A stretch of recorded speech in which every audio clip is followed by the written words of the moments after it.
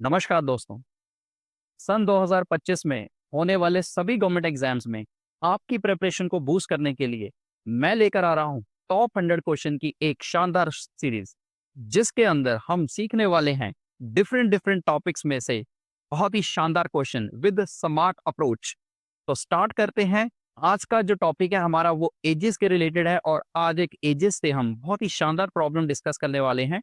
तो without any delay, let's get started. तो next slide पर आपको सबसे पहले तो हमें कॉन्सेप्ट सीखना है। अब कॉन्सेप्ट में आपको क्या सीखना है? सबसे पहले आप चेक करेंगे इनका गैप। गैप मतलब डिफरेंस।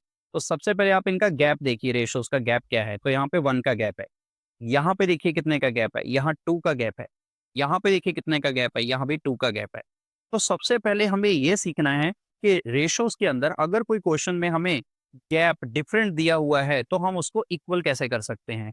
तो नॉर्मल सी बात है, ये 2 है, ये 2 है, ये 1 है। अगर मैं 2 2 और 1 का एलसीएम लूं तो मेरे पास 2 2 और 1 का जो एलसीएम है वो मेरे पास 2 ही आएगा। तो आपने क्या करना है, आपने इस 1 को भी 2 बना देना है, मतलब 2 से मल्टीप्लाई कर देना है। तो आप एंटीसीडेंट को भी 2 से मल्टीप्लाई कर देंगे और कॉन्सिक्वेंट को भी 2 से मल्टीप्लाई, मतलब पहले नंबर को भी 2 से मल्टीप्लाई कर देंगे और बाद वाले नंबर को भी 2 से मल्टीप्लाई कर देंगे। ऐसा करने से होगा क्या? ऐसा करने से ये 8 बन जाएगा और ये 6 बन जाएगा। ये तो 9 ही रहा, ये 7 ही है हमारे पास, ये 5 है और ये 3 है। अब आप चेक करेंगे कि जो गैप है वो यहाँ पे 2 का गैप है, यहाँ पर भी 2 का गैप है और यहाँ पर भी ये 2 का गैप बन चुका है। यही हमारे क्वेश्चन का जो है बेस होने वाला है, कॉन्सेप्ट का बेस होने वाला है। तो स्टार्ट करते हैं नेक्स्ट स्लाइड पर। अब आपको क्वेश्चन दिखेगा, तो क्वेश्चन को सॉल्व करने जा रहे हैं। क्वेश्चन में क्या है, प्रेजेंट एज एक पर्सन की और उसकी वाइफ की प्रेजेंट एज का रेशो दिया हुआ है और वो जो रेशो है वो क्या है, वो 4:3 है। ये प्रेजेंट एजेस का रेशो है। उसके बाद वो कह रहा है कि आफ्टर 4 इयर्स, 4 साल बाद उनकी जो एजेस हैं उनका रेशो 9:7 हो जाता है। उनका जो रेशो है वो 9:7 हो जाता है। If at the time of their marriage the ratio was 5:3, अगर मैरिज के टाइम पे उनकी रेशो 5:3 थी, मैरिज के टाइम पे उनकी जो एजेस की रेशो थी वो 5:3 थी, तो बताओ how many years ago were they married, कितने साल पहले उनकी शादी हुई थी, ये हमें बताना है। तो सबसे पहले तो आपको वही काम करना है, आपको गैप चेक करना है।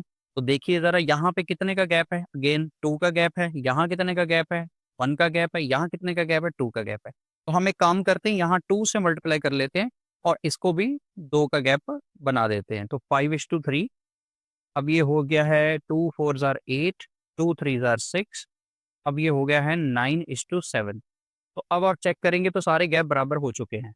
अब आपने वर्टिकल गैप चेक करना है। यहाँ पे वर्टिकल गैप कितना है? यहाँ पे वर्टिकल गैप है 1 यूनिट का, यहाँ भी 1 ही यूनिट का गैप है। और आपको बताया गया था कि इस रेशो से इस रेशो तक आने के लिए 4 साल लगे, मतलब आफ्टर 4 ईयर ऐसा हुआ।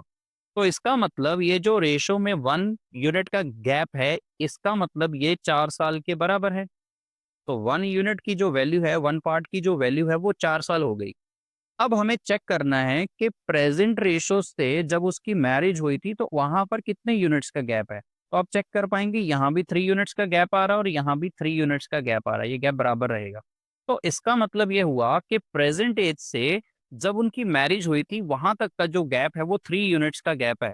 हमें ये तो पता चल ही चुका है कि 1 यूनिट जो है, 1 जो यूनिट है उसकी वैल्यू 4 ईयर्स है। 1 यूनिट की वैल्यू कितनी है? 4 ईयर्स। तो 1 यूनिट की वैल्यू अगर 4 ईयर्स है तो 3 यूनिट की वैल्यू कितनी हो जाएगी? That is 12 years. इसका मतलब हमें पता चल गया कि 12 साल पहले उनकी, प्रेजेंट से 12 साल पहले उनकी मैरिज जो है वो हुई होगी। तो आपको बस इसी बात का ध्यान रखना है। कॉन्सेप्ट इसमें एक ये भी यूज हुआ है, अगर मैं लॉजिक की बात करूं, कि दो पर्सन की एज का जो डिफरेंस होता है वो किसी भी पर्टिकुलर टाइम ऑफ स्पैन में कौन सेम रहता है, चाहे वो पास्ट में हो, चाहे वो प्रेजेंट में हो, चाहे वो फ्यूचर में हो। अगर हम दो पर्सन की एज की डिफरेंस की बात कर रहे हैं तो वो हमेशा कांस्टेंट रहता है, वो कभी बदलता नहीं है। तो उसी कॉन्सेप्ट को यूज करते हुए हमने रेशोज का जो गैप है उसको बराबर करते हुए इस क्वेश्चन को सॉल्व किया है। अगर आपको ये कॉन्सेप्ट अच्छा लगा है और आपको समझ में आया है तो नेक्स्ट स्लाइड पे आपको ये क्वेश्चन मिलेगा। इस क्वेश्चन को आप खुद ट्राई करिएगा और इसका आंसर आप कमेंट सेक्शन में ज़रूर दीजिएगा। बाकी ऐसी और भी वीडियोस को देखने के लिए आप चैनल को सब्सक्राइब ज़रूर कर लीजिए और अपने दोस्तों के साथ भी इसको शेयर कर दीजिए ताकि उनको भी इन वीडियोस का फ़ायदा मिले। Thank you for watching this video.